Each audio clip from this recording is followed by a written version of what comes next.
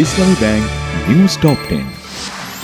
যুক্তরাজ্যের পার্লামেন্ট নির্বাচনে নিরঙ্কুশ জয় নিশ্চিত করেছে এক যুগের বেশি সময় ক্ষমতার বাইরে থাকা লেবার পার্টি। যুক্তরাজ্যের নির্বাচনে লেবার পার্টি থেকে জয়ী হলেন বঙ্গবন্ধুর নাতনি টিউলিপ সিদ্দিক ও আরেক বাংলাদেশি বংশোদ্ভূত রূপা হক। আজ পদ্মা সেতু প্রকল্পের আনুষ্ঠানিক পরিসমাপ্তি ঘোষণা করবেন প্রধানমন্ত্রী। বিকালে মাওয়ায় সুধী সমাবেশ যোগ দেবেন, সন্ধ্যায় যাবেন গোপালগঞ্জের টুঙ্গিপাড়ায়।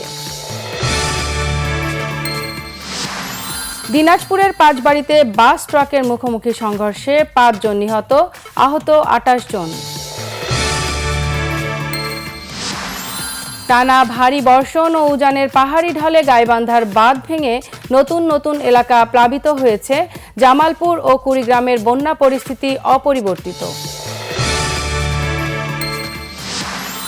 ঠাকুরগাঁওয়ের বালিয়াডাঙ্গির নগরভিটা সীমান্তে বিএসএফের গুলিতে এক বাংলাদেশি নিহত। বাজেটে ঘাটতি মেটাতে বৈদেশিক উৎসের বদলে সঞ্চয়পত্র বিক্রি করে ঋণ নেয়ার পরামর্শ সাবেক গভর্নর ডক্টর ফরাস উদ্দিনের। প্রেসিডেন্ট নির্বাচনে চূড়ান্ত বিজয়ী নির্ধারণের রান অফ বা দ্বিতীয় পর্বের ভোট হচ্ছে ইরানে।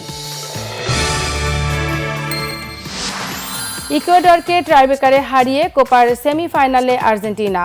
মেসির শর্ট মিস, ট্রটার ভূমিকায় গোলরক্ষক মার্তিনেজ। ইউরো কাপের কোয়ার্টার ফাইনালের প্রথম ম্যাচে রাতে মুখোমুখি হচ্ছে স্পেন ও জার্মানি। পরে আরেক ম্যাচে লড়বে পর্তুগাল ও ফ্রান্স।